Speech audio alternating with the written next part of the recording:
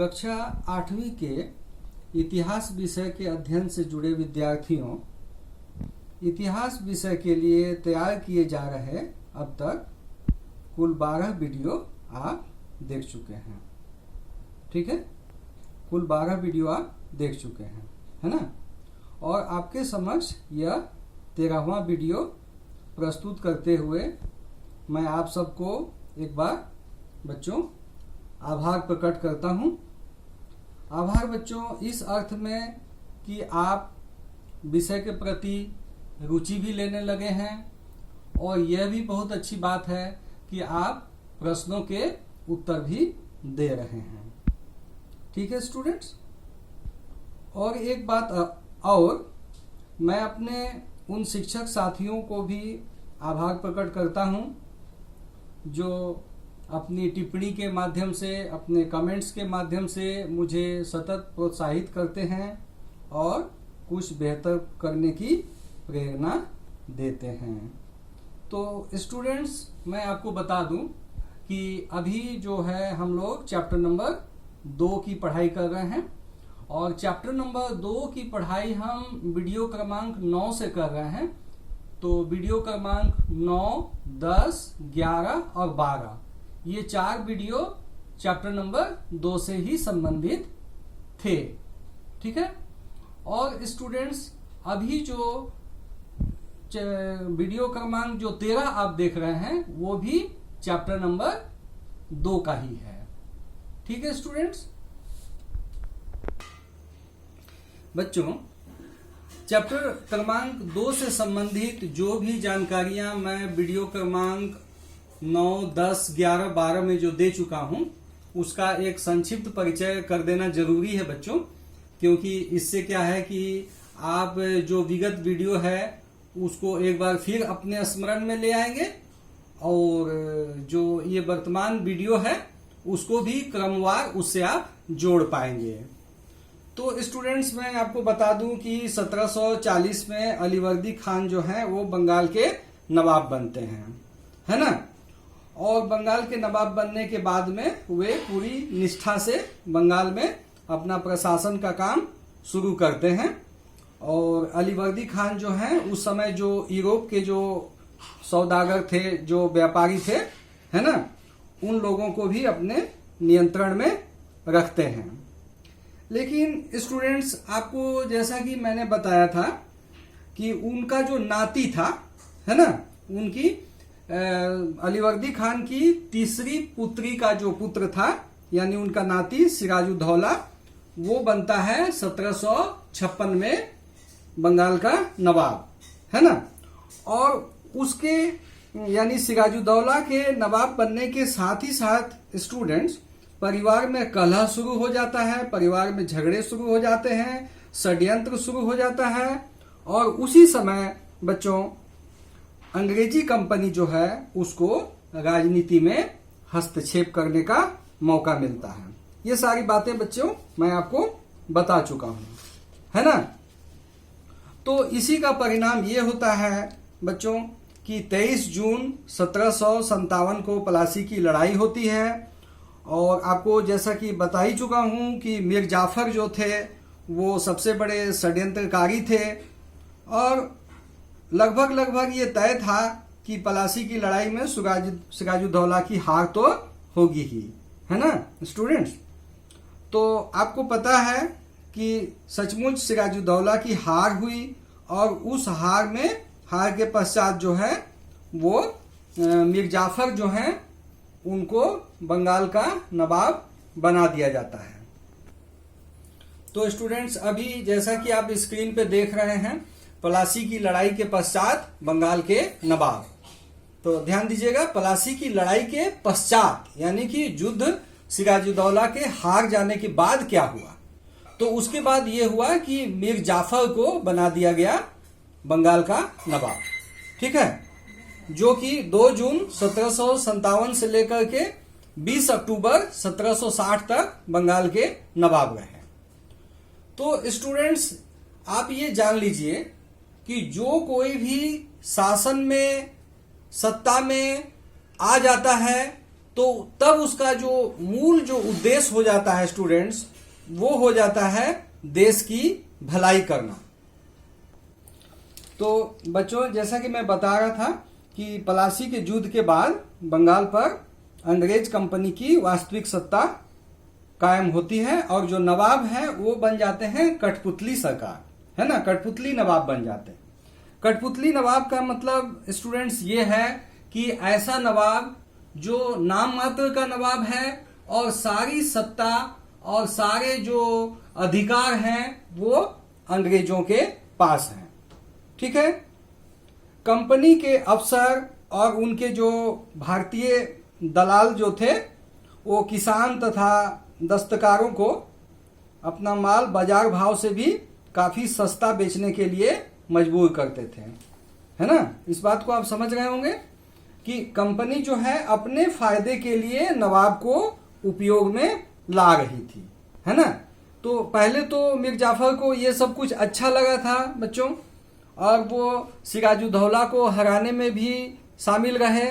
लेकिन धीरे धीरे जब अंग्रेजों को ये पता चलने लगा कि मीर जाफर भी बहुत ज्यादा सपोर्ट नहीं कर रहे हैं, है ना, तो वैसी स्थिति में अब आप ठीक उसके मीर जाफर के नाम के नीचे देखिए मीर कासिम लिखा हुआ है ना। तो अंग्रेज क्या करते हैं, जब उनकी मंशा पूरी नहीं होती है तो अंग्रेज ऐसा करते हैं कि मीर जाफर का जो अपना दामाद था, है ना, अपना दामाद यानी कि सन इन लॉ, है ना, उनकी बेटी के जो पति थे, है ना, उनके बेटी के जो हस्बैंड थे मीर कासिम, उसको बना देते हैं बंगाल का नवाब। और उसको यानी मीर कासिम को बंगाल का नवाब कब बनाते हैं? 20 अक्टूबर 1760 को, है ना, 20 अक्टूबर 1760 को। और जो कि 7 जुलाई 1763 लगभग 3 साल तक वो बंगाल के नवाब रहते हैं। तो उनके समय में बच्चों क्या होता है ये भी जानना जरूरी है, क्योंकि जब इस घटना को आप समझ जाएंगे तो आगे आप बक्सर की लड़ाई को भी समझ जाएंगे। तो स्टूडेंट्स आगे और समझने का प्रयास कीजिए।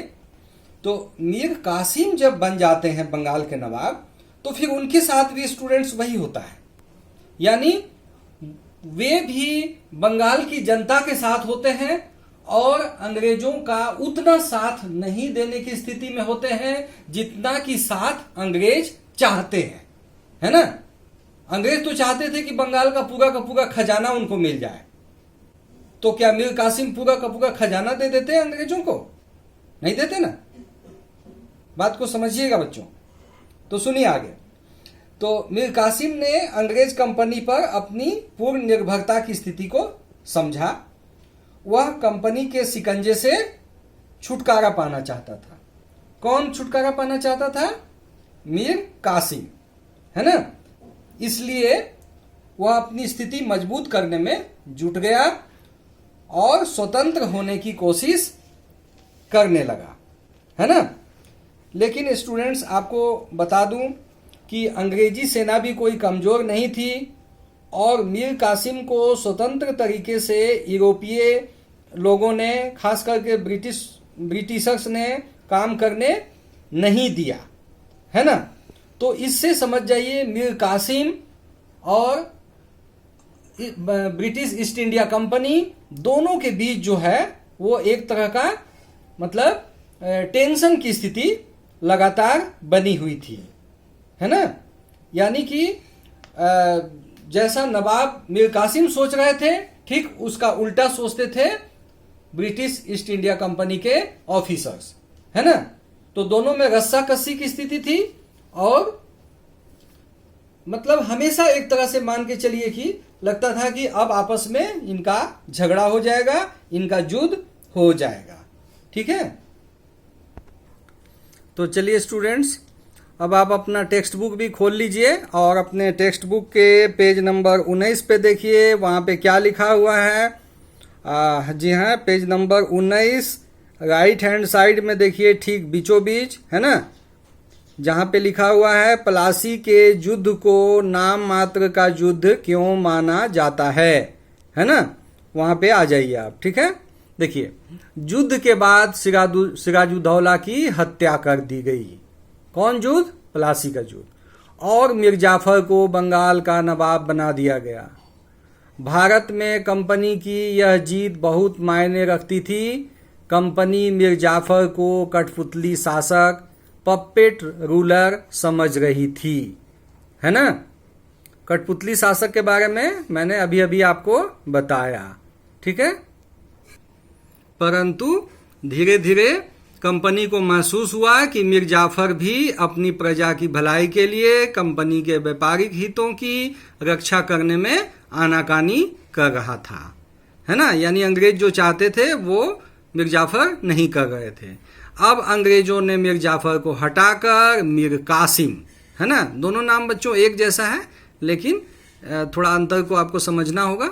उनका नाम है मीर जाफर, इनका नाम है मीर कासिम। और मीर कासिम कौन है? मीर जाफर के दामाद हैं। उनको बना दिया गया बंगाल का नवाब।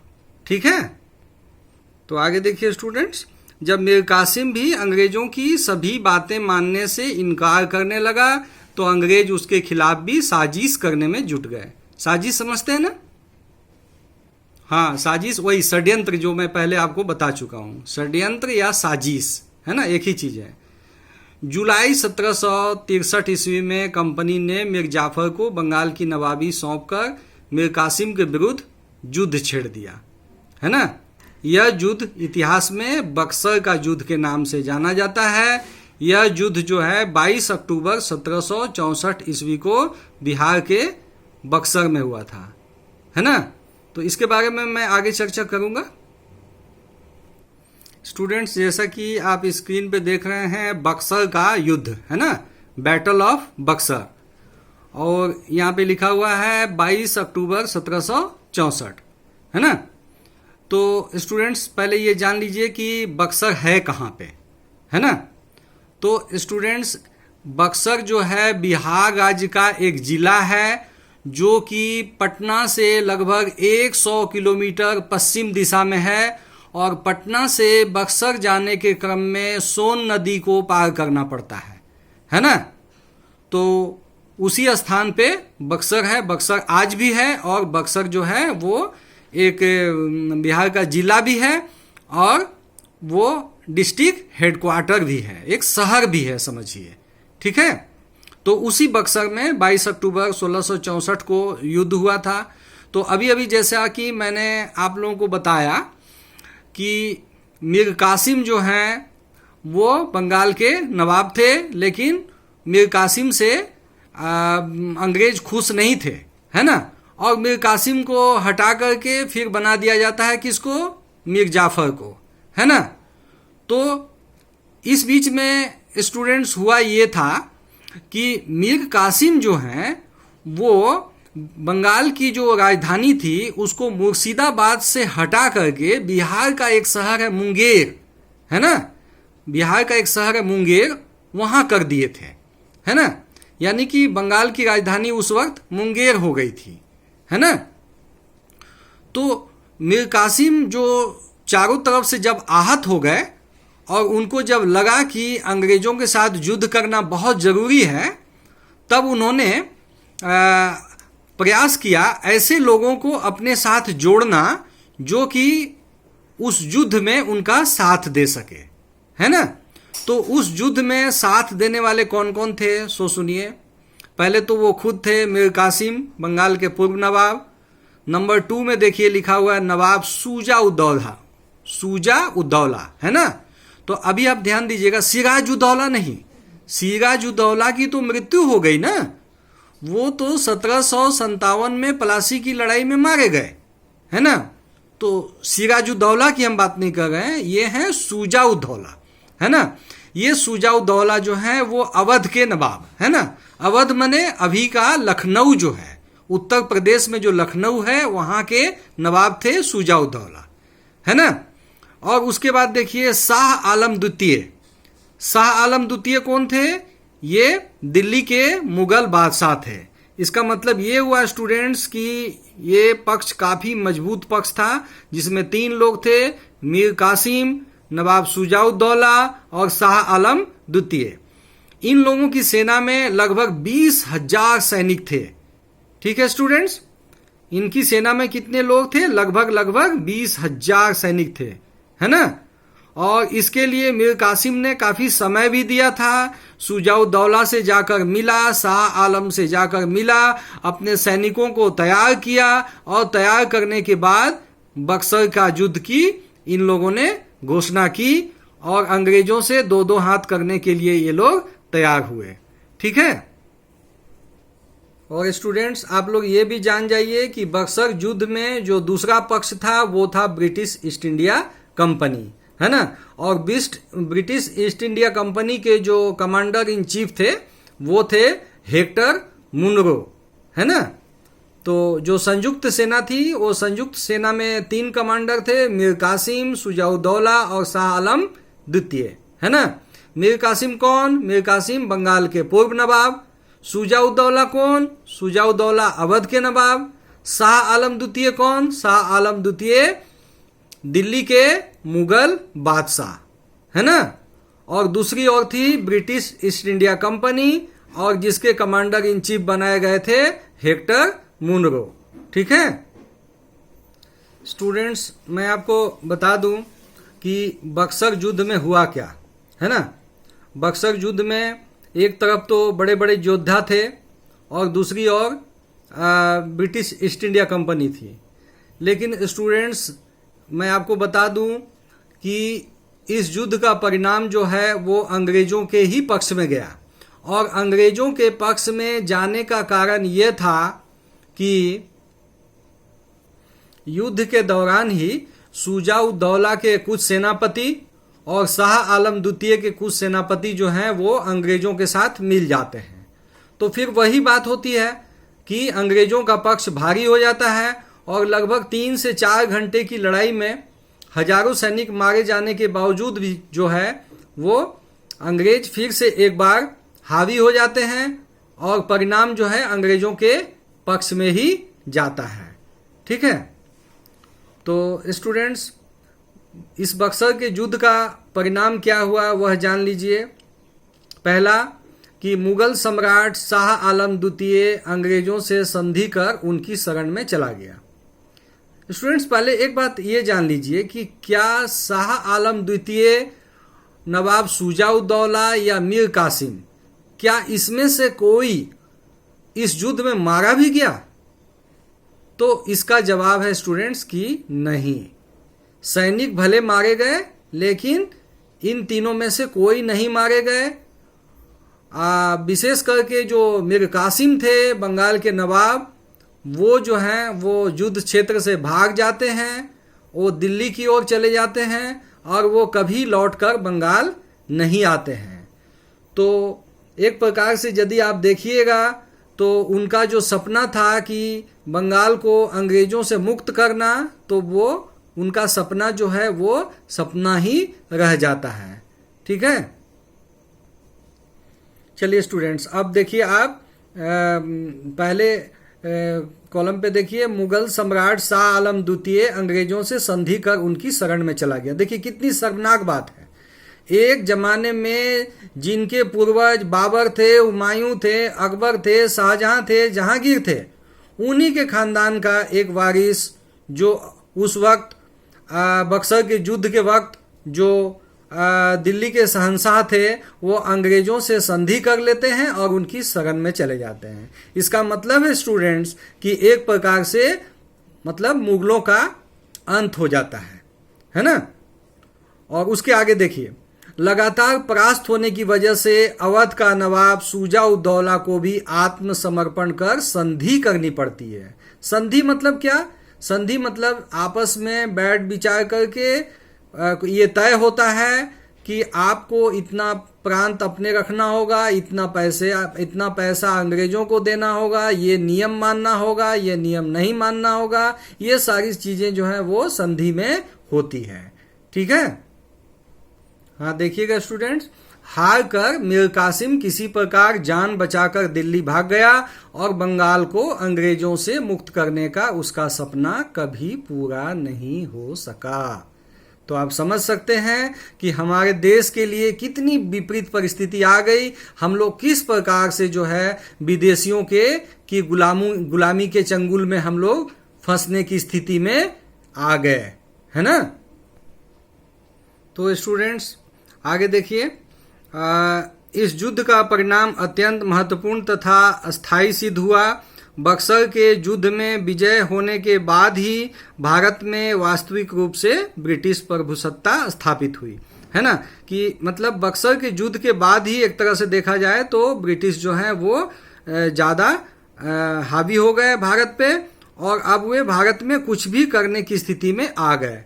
तो उस समय स्टूडेंट्स एक संधि हुई थी जिसको हम लोग नाम देते हैं इलाहाबाद की संधि। ये 12 अगस्त 1765 को हुई थी, और इसमें एक और थे शाह आलम द्वितीय और दूसरी ओर ब्रिटिश ईस्ट इंडिया कंपनी की ओर से रॉबर्ट क्लाइव आए थे, है ना। तो इसमें क्या हुआ था सुनिए। कंपनी को मुगल सम्राट से बंगाल, बिहार तथा उड़ीसा की दीवानी का मतलब होता है स्टूडेंट्स टैक्स वसूलने का अधिकार, टैक्स वसूलने का अधिकार। तो इतना बड़ा बंगाल मतलब आज का बांग्लादेश, आज का पश्चिम बंगाल, बिहार, झारखंड, उड़ीसा, इतना बड़ा जो क्षेत्र है उसकी दीवानी प्राप्त हो गए। यानी कि जो जमीन का जो लगान होता है, जो भू राजस्व होता है, उसको उगाही करना, उसको वसूलने का जो अधिकार है वो ब्रिटिश ईस्ट इंडिया कंपनी को मिल गया। ये इलाहाबाद की संधि में तय हुआ, ठीक है। हाँ स्टूडेंट्स आगे देखिएगा, 2 नंबर में कंपनी ने मुगल सम्राट को 26 लाख रुपए वार्षिक पेंशन देना स्वीकार किया।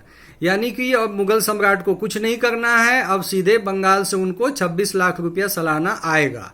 और यहाँ स्टूडेंट्स मैं ये भी बता दूं कि शुरुआत में तो ये पैसा मिला मुगल सम्राट को, लेकिन बाद में वो मिलना भी बंद हो गया। और एक बहुत महत्वपूर्ण बात है स्टूडेंट्स, देखिए युद्ध के हार जाने के तौर पर शुजा-उद-दौला कौन, जो अवध के नवाब थे, लखनऊ के नवाब थे, उनको 60 लाख रुपया अंग्रेजों को चुकाना पड़ा। तो स्टूडेंट्स ये एक बहुत बड़ी राशि होती है, 60 लाख रुपया, है ना। इतना बड़ा पैसा जो है, इतनी बड़ी राशि अंग्रेजों को देनी पड़ी। किसने दिया? शुजा-उद-दौला ने दिया। और ये फैसला कहाँ हुआ? ये फैसला हुआ इलाहाबाद की संधि में, ठीक है।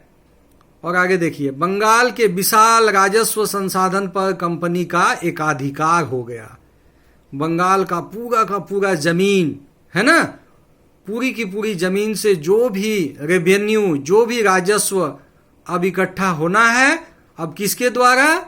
अंग्रेजों के द्वारा, ब्रिटिश ईस्ट इंडिया कंपनी के द्वारा, ठीक है।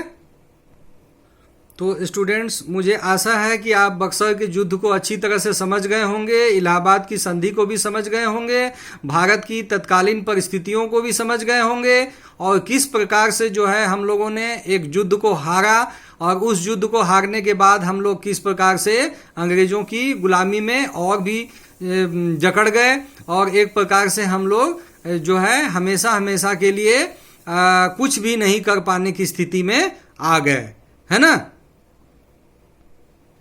तो स्टूडेंट्स आप ख्याल कीजिएगा कि इस वीडियो क्रमांक 13 को देखते समय आप अपने टेक्स्ट बुक के पेज नंबर 19 और पेज नंबर 20 पे फोकस रहिएगा, उसका लगातार अध्ययन कीजिए, वीडियो को भी देखिए और उन परिस्थितियों को भी समझने का प्रयास कीजिए।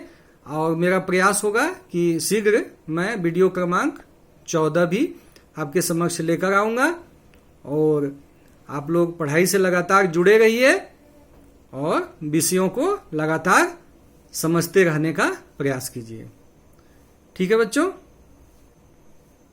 Thanks to all.